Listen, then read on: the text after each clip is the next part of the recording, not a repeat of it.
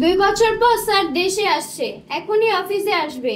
আমাদের কোনো বিষয় নিয়ে স্যার যেন রেগে না যায়, এদিকটা সবাই খেয়াল রাখবেন। ঈশা, আপনি কোনো টেনশন করবেন না।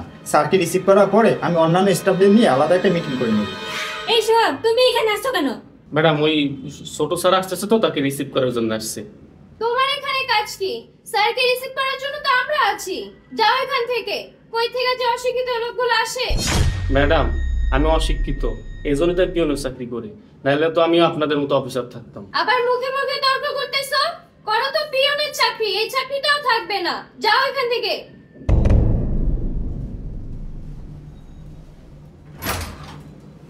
স্যার, আসসালামু আলাইকুম। ওয়ালাইকুম আসসালাম। Sir, congratulation. Thank you.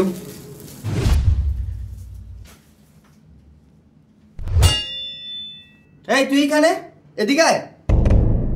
Sir, ওরে আপনি চিনবেন না, ও আমাদের অফিসের নতুন পিয়ন।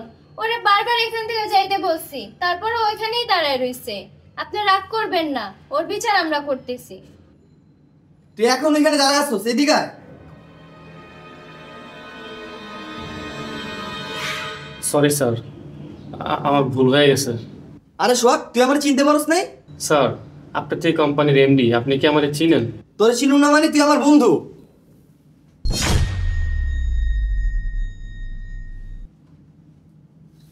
স্যার, আপনি এত বড় একজন কোম্পানির এমডি হয়ে সামান্য একজন পিয়নকে বন্ধু বলে জড়ায় ধরলেন, বিষয়টা ঠিক বুঝতে পারলাম না। আরে ও আমার ছোটবেলার বন্ধু। হাই স্কুল পর্যন্ত আমরা একই সাথে লেখাপড়া করছি, আমরা এক বেঞ্চেই বসতাম। ও ছিল আমাদের ক্লাস টপার। ও আমাকে লেখাপড়া অনেক সাহায্য করছে। এসএসসি পাস করার পর ওর সাথে আমার আর কোনো যোগাযোগ নাই। তুই এত বছর কই ছিলি? আর তুই আমার অফিসে পিওনের চাকরি করতেছস? স্যার, এসএসসি পরীক্ষার পরে আমার বাবা মারা যায়, এই জন্য আমি আর লেখাপড়া করতে পারি নাই। ফ্যামিলির সব দায়িত্ব আমার কাঁধে এসে পড়ে। এসএসসি পাস করে তো আর ভালো কোনো চাকরি পাওয়া যায় না। এর আগে আমি ভ্যান রিক্সা চালাইছি, 6 মাস হলো আমি এই অফিসে পিওনের চাকরি নিয়েছি। স্যার, আমি জানতাম না যে এটা আপনার অফিস।